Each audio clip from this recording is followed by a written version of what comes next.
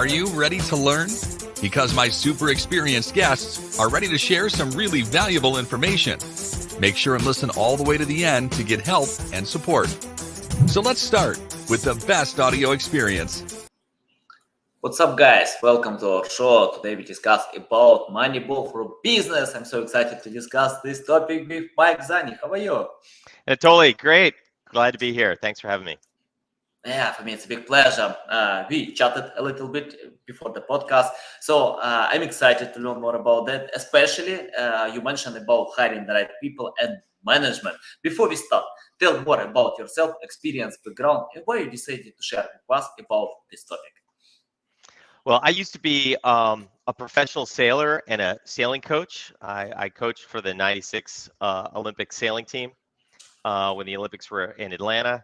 And that's when I started going down sort of a people talent centric path. I didn't know it at the time, but then I had a great opportunity to go to business school and get a little more formal education on business, and have since purchased and run 4 companies. I'm actually running the fourth one, but building world-class teams.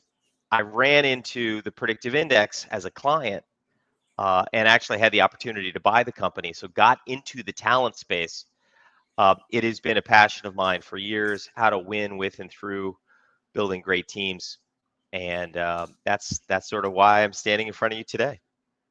Nice, love it. Yeah, can you tell how to hire the best specialist to your team today? Because for me, from my experience, generic methods don't work because when you are looking for good specialist experts, if you use like generic methods when someone submitted request, it doesn't work. But the best recruiters usually go more deeply and headhunting others or many other methods.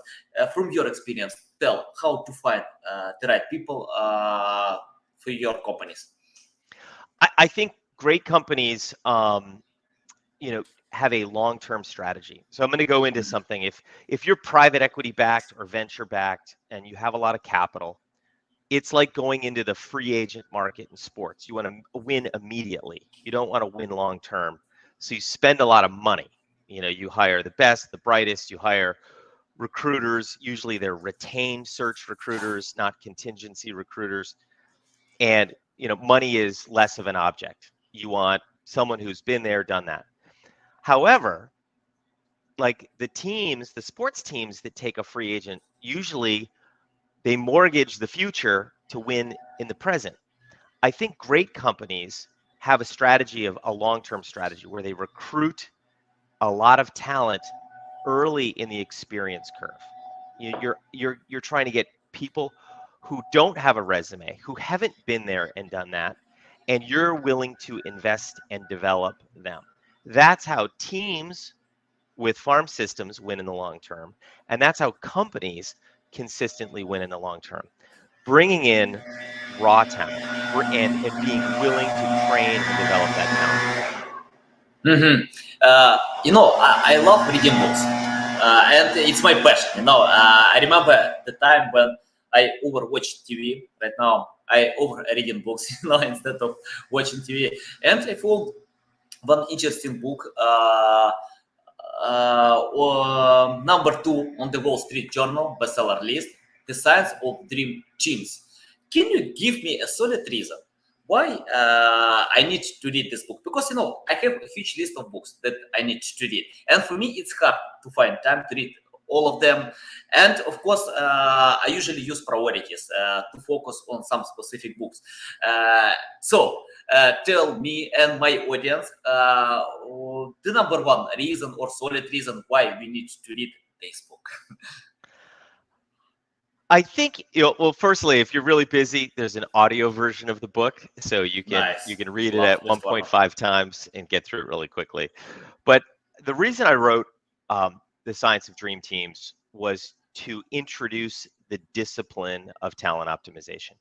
That I wanted to change the dynamic that people were thinking about talent. To post fluffy resume or job descriptions on job boards and then do unstructured interviewing and you think you're going to develop a world-class team, you're not.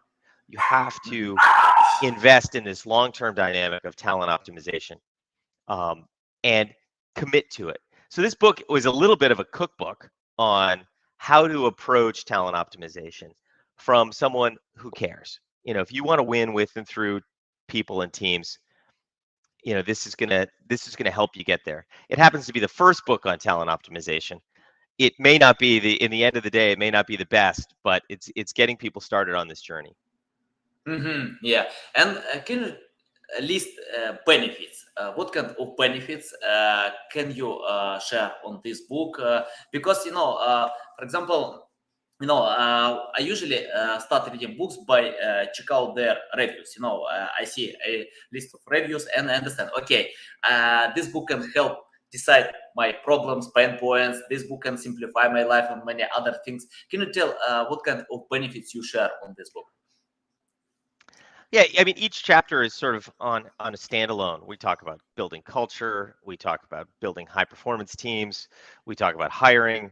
We talk about setting proper mission. We talk about using tools like psychometric assessments, behavioral cognitive assessments on how to build world-class teams.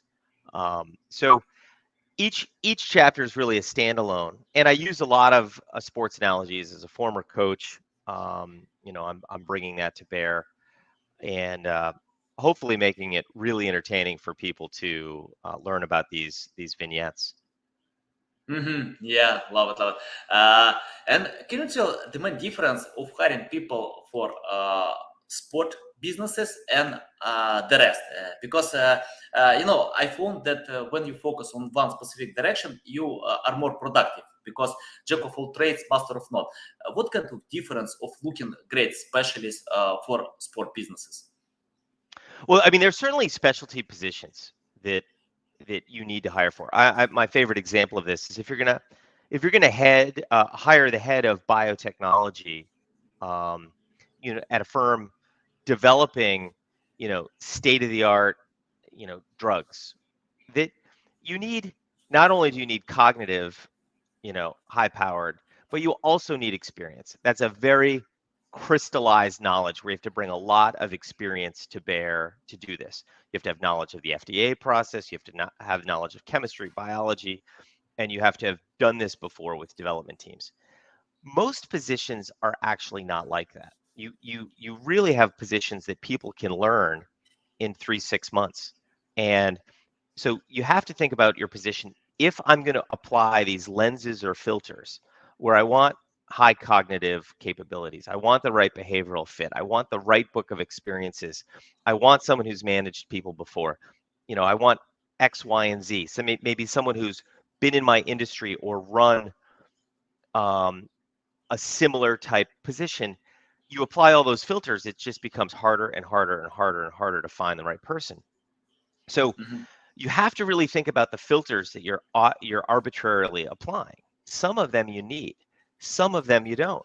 I think a perfect example is, why do you need a college degree? Why do you even need a high school degree? Everyone has said that college and high school don't really prepare you for Yeah. the future. And you're like, we know this. Um, Now, it is different if you're looking for someone to be a doctor. You need the licensure, you need the certificate, you need the MD. I get that.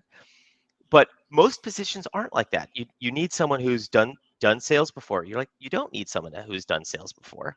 You need someone who has the behavioral characteristics and the cognitive capability to do sales. You train them.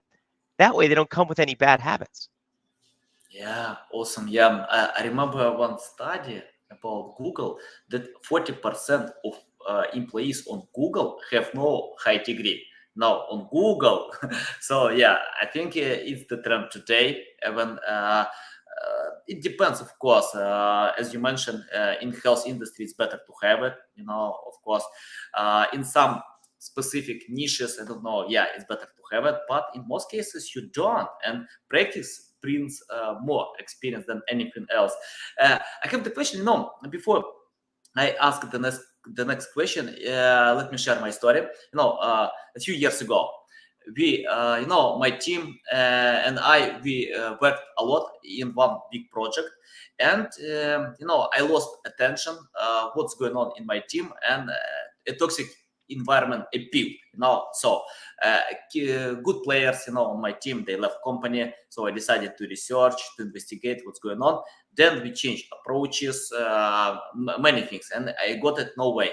It doesn't matter what kind of job you have, you need to pay attention to your team. And on your LinkedIn profile, I found that you can help to create a successful culture. Can you tell more about that? How it's important to unite people in your team in a cohesive goal, to understand, because all of them are different, they have different mindset. So tell more about creating this successful culture. Yeah, culture is a lot like I refer to it like cooking. That baking is a very strict science. You get it wrong, the dough doesn't rise. You have to get the chemistry correct. However, cooking is a little more nuanced. You can add different spices and flavors. Sometimes it works, sometimes it doesn't. So with culture, firstly, your senior management or the head of the team, depending on what lens you're using, is really the chief cultural officer of that. And you can suggest the type of culture you would like to have, but it's the collective which brings that culture. And the things that you can do, the levers, is the things that you accept and the things that you don't accept. If you think someone's being a jerk and that's not something you want to tolerate, the longer you let them stay, the more it becomes acceptable in your culture. Getting rid of those elements, so negative feedback on certain cultural elements, positive feedback on other cultural elements, and you create a collective culture. It's not always exactly what you intended, but it starts with aligning people on a really strong mission, aligning them on the culture that you aspire to, getting them to give input into that. As an example, we wanted an environment where we said politics doesn't fly around here, and someone said, we're not really political, but that means nothing. Just get rid of that element. And it's just we still don't have a political environment, but it's just like it wasn't building on what we were trying to do. So the team actually said jettison this. So you have to listen to your team in crafting this. And it really depends on, if I'm the CEO of a 5,000 person company, I take a different approach to this culture than if I'm managing a 5-person team. But it's the same fundamental elements. It's just how fast you can move it. Mhm. And can you tell from your experience how often CEOs need to talk to their employees? Do they need to set up special meetings? I mean, like to encourage them to go ahead.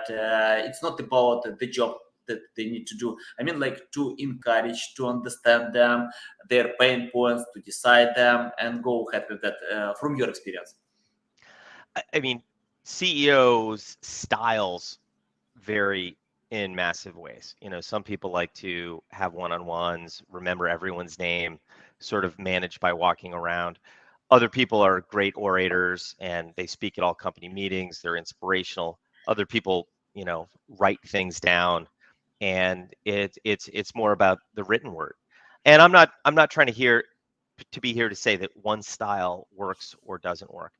I do think one of the most important things the CEO can do is engage actively in this process. It has to be active engagement.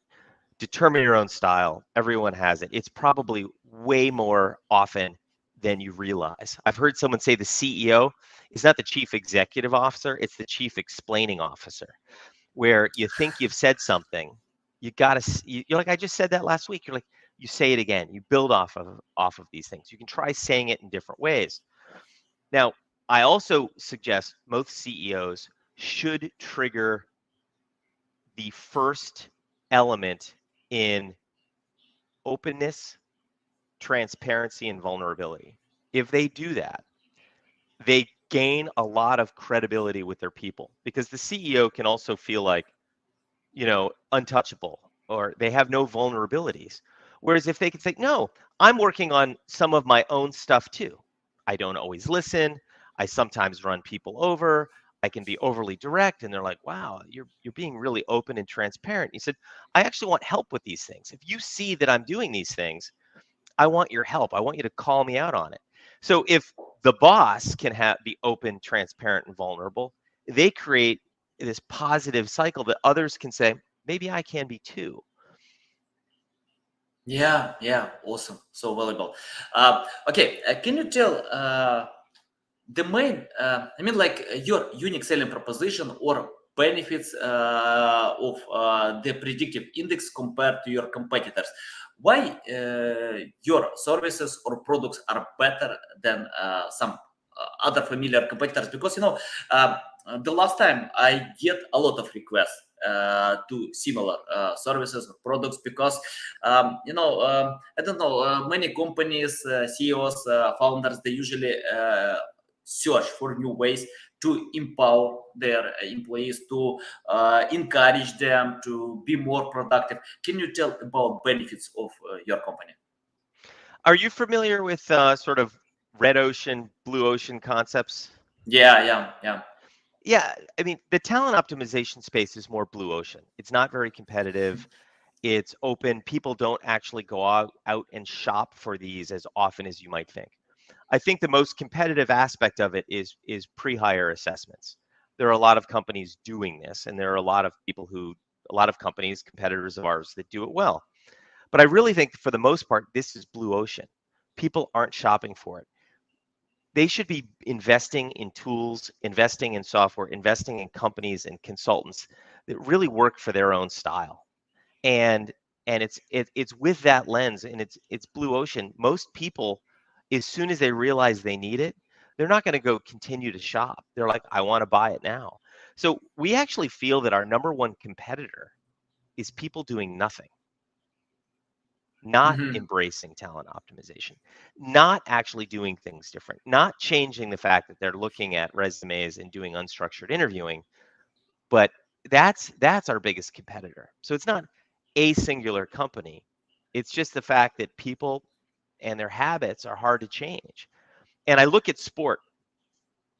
My children play FIFA, on Xbox. It's one of the most Mhm. popular sports games. When you play FIFA, they actually have a talent dashboard managing their players. They have player scorecards. They can organize their teams as the manager, offensive and defensive sets, arrange the players.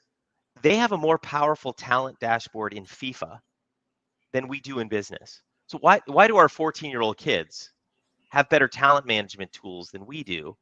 It's because people are afraid to change in business. In sport, they do it all the time. The day after a loss, the fans call for the heads of the managers of players that let you down. But in sport, we have miserable employees and coworkers or bosses, and we deal with them day in and day out. It's really sad that people are willing not to change. That's our number one competitor. Yeah, love it. I think failing only brings new experience and nothing else. For me, it's hard to count how many times I failed, how many mistakes I did. I keep doing them, so I learn from them. So I agree with that. And I remember when Elon Musk quoted about that, he told, if you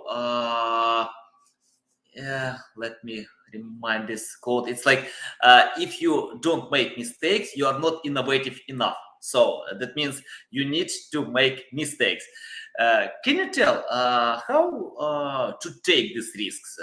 How to, because, of course, some education when you fail costs a lot, and yeah, I remember when I made terrible mistakes and lost because of these mistakes. But then I analyzed for some time that I didn't have special knowledge to avoid them. I didn't know, and I choose. That was decision made by my knowledge that I had on this time, and I got experience.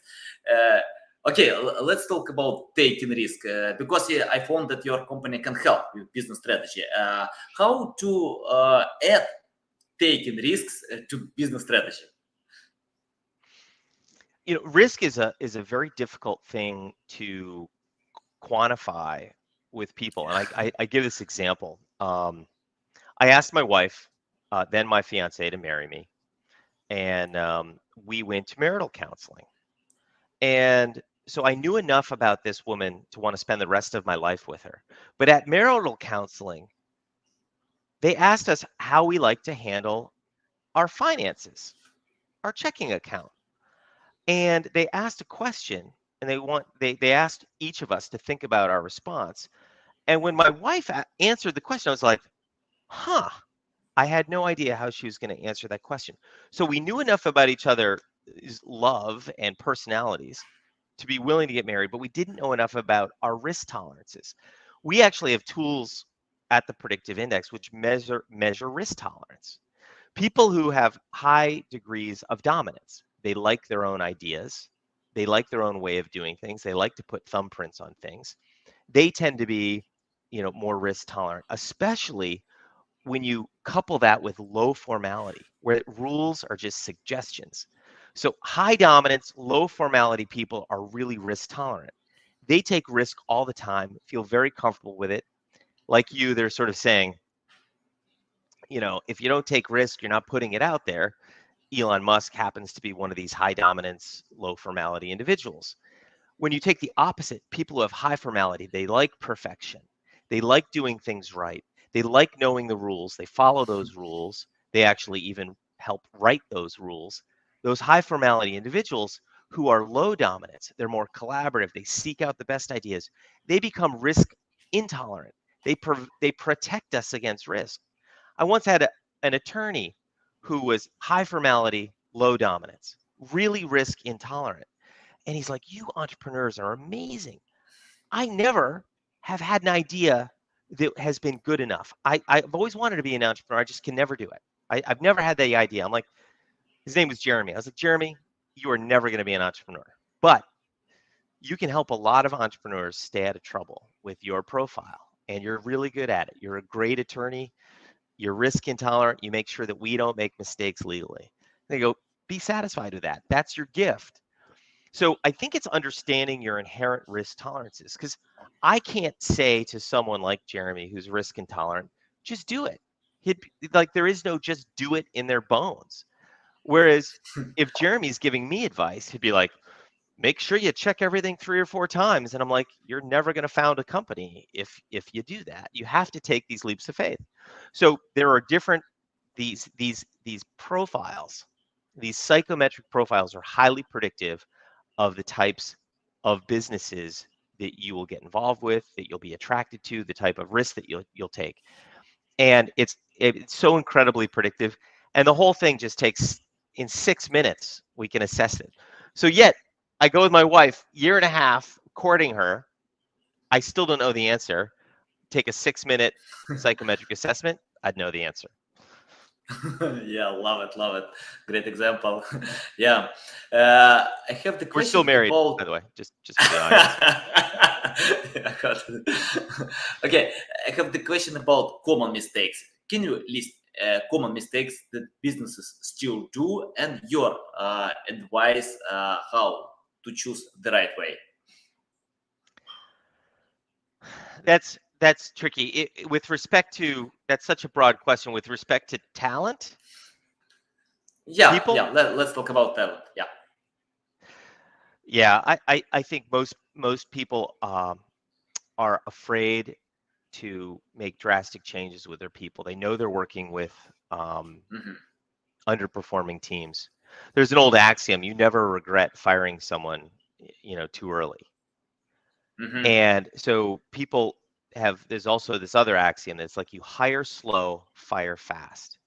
Now, I'm Hmm. not sitting here like some awful person saying just fire everybody. That's not the answer. But the idea is that you need to remove parts of your team. It's this pruning. When people are low engagement, low performance, not bought into the culture, they need to be removed. You need to fill them with people. Hire slow so you make sure you really get the right fit. Because especially in today's environment, you get 3.5% unemployment. That is structurally, everyone who wants a job has a job, pretty much. So people are like, I got to just hire whoever shows up. I just need bodies. And that's a classic mistake to destroy your culture, destroy your performance, destroy your overall engagement because you have people who don't want to be there, who aren't bought into the culture, they're not bought into the mission, and likely they're not high performers. Whereas it's better to hire slowly and be willing to train, willing to develop, and make sure those people are bought in.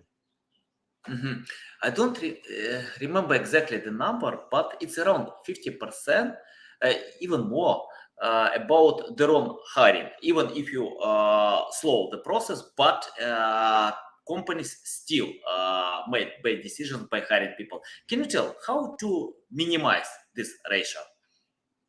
Yeah, actually, it's people get it wrong actually 66% of the time when they do Oh, it yeah. with Thank you. unstructured interviewing, just overweighting the resume. That you can get it to about 80% right with the adoption of psychometric tools like behavioral assessments, cognitive assessments. Still not 100%. And keep in mind the cost of a bad hire. It's I've heard the numbers anywhere from 30% of someone's compensation, annual compensation. And that's for someone like in a call center. If you've got a $40,000 employee, the cost of a bad hire might be 30% of that. Call it 12, 15 grand. Where it could be as much as 5 times someone's annual salary when it's a really mission critical position, head of product development, your head of sales, where they really screw up the engine, the machine. So when you think about 30% on the low side to 5 times the cost of someone's annual salary, you can't afford to get it right only a third of the time. You have to sweat the details on this. You can get it to 80, even 90%, where you take behavioral cognitive assessments, you do structured interviewing, you do interview grading. Our people who are bad interviewers get asked not to interview anymore, where you get Mhm. people who are good assessors of talent with a scoring system. We do it in our applicant tracking system. So let's just say, Anatoly, you and I interviewed candidate A. And I said, candidate is horrible. And you said, candidate is great. 6 months later, turns out candidate A is great. They're like, Mike, why did you've got a track record of saying people who were great were terrible. We're going to ask Mike to be removed from the interview process. Now, it's harder to determine if you don't hire the person because you don't find out if they're great. But you score your teams, you invest in your teams, you invest in the processes around hiring, you can get that number to 90, 95%. And then as soon as you get it that high, you're really worried about turnover, because you want to Mhm. make sure that if you're going to hire that well, other companies and recruiters know it. They go, wow, the people at the predictive index are amazing. I'm going to try and cherry pick them out of that great company. They do a great job of hiring. So now you have to defend yourself against the wolves, so to speak, and prevent attrition, which is very hard today with wage inflation, people, the great resignation. That bad companies used to have 15, 20% turnover. Now they're over Mhm. 50%. Good companies have gone from 5% to maybe 10. So even good companies are losing people at a faster clip, but great companies with really super cultures are still holding at 5%. And it's hard to do, but it takes a huge effort. Yeah, yeah, valuable, valuable. Love it. Uh, I have the question about outsourcing. For example, in my company, we use this method a lot because some occupations, some experts, I don't need the full time, so I outsource them, hire online web developers, designers, many other people.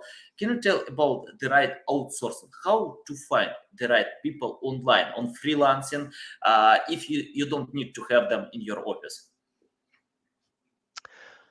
Well, there's a continuum. It goes from on-site employees, to remote employees who come into the office hybrid, to fully remote employees, to people who aren't even affiliated with you. I Mhm. think the biggest difference is in the United States, we call it W-2 versus 1099, but really it's employee versus independent subcontractor. and the degree of control you have with your independent contractors. If you need control, you really need employees. If you don't need control, you just need work done and that you're going to manage these work streams, you can work with independent contractors and you put a little more burden on your own project management, but it works really well. We do the same thing. We behaviorally and cognitively assess our subs because we want to know they're still people. If I Mhm. hired you, whether it was an employee or I hired you as an independent contractor, I still want to make sure that I communicate with you that is in a way that you would prefer, and that we understand our, gaps, how you might communicate with me in ways that might frustrate me. As long as we know this beforehand, we can make a great relationship. So we do the same tools whether they're an employee or a subcontractor.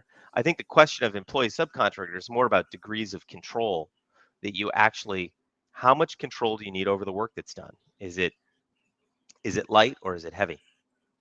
Yeah, very well. I have the question. I have. We share a lot of tips for businesses, but what about job seekers? Can you tell them what kind of mistakes they usually do and lead them in the right direction with tips, what to change, how to improve their skills? Because I see you have education in Harvard, so you have extended experience. You wrote a book, but tell audience, if someone wanna be a leader like you, to achieve high positions, what they need to do today to achieve it? I think most importantly is love what you do. I think there's too little joy in work that so many people just they go to a new job because they pay more money. Money is a false god. If you love what you do, you'll earn good money. But if you just chase the money, you're it's an evil succubus money because it's very compelling. It's the number one reason people leave, but it's not the number one reason for success. You need to find joy in what you do. If you have joy in the work that you do, not only does it make you a better employee, it makes you a better person. So when you come home, you're a better sibling, you're a better parent, you're a better spouse, you're more patient with your children, you're more patient with your spouse, you're more patient with your neighbors. And we need that. Community right now is missing in society. There's so little community. We need to be good to each other. And it starts with having joy at work. Yeah, I think without joy, I don't know how to go ahead because I remember in school I hated Monday. Today I love it because it's my passion. My job is my hobby, and yeah, I completely agree with that. It's better to love what you do, and according to a few studies, 70% of people hate their jobs. A lot, 70%. Yeah. Can you tell? Okay, if someone hates. A job, 70% of people. Can you tell them what they need to do today? Because if they made the wrong decision before, they chased money, but right now they wanna get happiness. Tell them what to do. Yeah, getting happiness is it's a really tricky it's a really tricky uh, paradigm. I mean, happiness is not just a singular feeling. Happiness is very complex. You talk about it often involves some joy. It doesn't have to be all joy, but it involves purpose. So the good list of things about driving to happiness is about faith. And I don't mean just religious faith, but having some sort of philosophy. It's about family and having ties that bind you. And it doesn't have to be biological family, but people who are really tight ties in a family way. It's about friends. And I don't mean deal friends, I mean real friends. And it's about work that gives you purpose. That's your that's your good list. The bad list, the bad list is money, chasing power, chasing fame, and chasing hedonistic pleasures. Like that stuff doesn't last. It might feel good immediately, but it doesn't last. So that happiness construct, if you find, those relationships and work with purpose, and you have at home the system of family, friends, and some sort of faith, you're set up to be happy. If you're just chasing money and power and fame and pleasures, like if instead of going home to your family after work, you're just going out to drink expensive wine, avoiding your family, like, you're going to be miserable. Yeah, love it. Okay, we have the question about, someone asked, for example, if a recruiter doesn't understand the topic, how you can allow this recruiter to hire people. Yeah, and we have an example about web development stuff. If they are not skilled and ask questions, and they are not familiar, which confuse and break the interview, tell what to do. I think like it's a suggestion for a company how to find great recruiters. Yeah, actually, we hire most of our recruiters internally. We just because we want that level of control, and we train them. It doesn't mean we don't use external recruiters. Um, there are there are great external recruiters. When you find a great one, keep them around. You have to feed them some business, or they won't pay attention to you. When you find great recruiters and you find great sources. So, but to the extent that you're able to, we espouse developing some recruiting expertise internally. Now, if you're a small company and you can't spread, if you're a 20-person company and you're only growing, 5, 7, 10 people a year, you can't really quite afford a full-time recruiter. I understand that. So there are many economic reasons to not do that and to outsource. Um, but your recruiters are representing your hiring brand. They're representing you. They're helping you build your culture. You cannot afford to use someone who you don't trust, who you don't think represents you well, who you don't think can really embrace your culture and project that as part of your hiring brand. And I would fire without hesitation a recruiter that is not doing anything but a world-class job. And what you need to do is you need to talk to the people they've touched to find out, are they doing a good job? Are they representing your brand, your hiring brand specifically well? Are they representing your company well? Are they speaking um, positively and favorably and on point? Um, Now, one of the things you said about technology talent, the hardest talent to find today, we've started doing our own internal boot camps. So we're hiring really thin resume and training people. We've turned marketers, call center people into engineers. And they don't have an engineering degree, but into software developers. And you just need to find people who have um, high cognitive, the right behavioral profiles, and an interest, and you can train these people. It takes some investment, but you get more cost-effective employees. You get a lot of loyalty. When you train someone and teach them a new skill, and they become good at it, and they get a little joy in their life, they give the company a lot of credit for it, and they stay around. Mhm. Uh, I have the final question. Sorry, guys. I see that we got a lot of questions new, but yeah, it's the final question. What's the future of talent optimization 5 years from now? What do you think? Yeah, that's a great question. The it's developing quickly. I don't think we fully know yet what it is. And I use this example in American baseball. Um, they put high definition cameras into all of the stadiums, and they started measuring things like launch angle and spin rate. And no one knew that that was an important metric 10 years ago. But today, that's all they talk about is spin rate and launch angle and other very nuanced attributes. That I think the better we get at measuring people and the better we get at understanding people, we're going to be looking for different attributes. But I think it's the people who are willing to go on that journey. They're willing to look at people differently, not just a resume, not just unstructured interview, not just said, oh, you went to the same high school or college that I did. You must be a good person.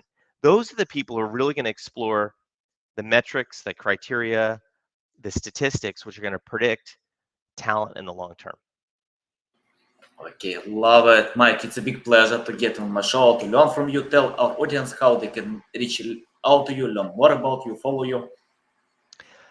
Yeah, dreamteams.io is the website for the book. You can reach me there. You can take a free cognitive assessment at dreamteams.io, and all my contact information is there. Hope you enjoyed. There's even I think there's a sample chapter that if you want to read it, that'd be great. Nice. Guys, you can find all these links in the description below. Listen to us on Apple, Google, Spotify. Thanks again for your time. A big pleasure. A lot of valuable insights. Guys, you need to open this website to learn more, to read this book. I will share the link to Amazon about this book. So it's better to read it. You can get a lot of valuable insights. Okay, guys, love you. See you. Anatoly, thank you.